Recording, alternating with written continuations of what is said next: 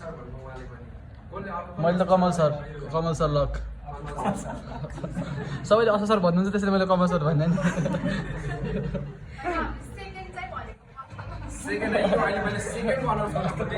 सेकेन्डको मैले कमल सरलाई भनेको सबैले अशोक सर भन्नुहुन्छ डिस्ट्रिब्युसन गरेछौँ सबैभन्दा फर्स्ट हामी सेकेन्ड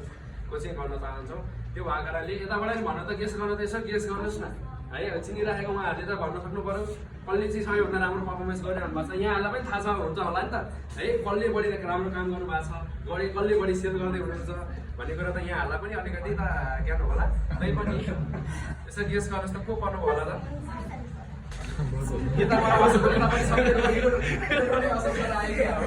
वर्ष 20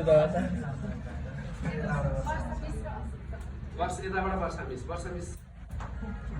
पनि पढ्नु हुनसक्छ अशोक सर पनि पढ्न सक्नुहुनेछ के दिनु छ त होइन जो पनि पढ्न हुन सक्नेछ है त ल अनाउन्स गरौँ गर्नु सर है त ल हाम्रो बेस्ट सेलर अवार्ड अन्तर्गत सेकेन्ड पोजिसनमा पढ्न सक्नु भएको छ मिस्टर पनि हुनसक्छ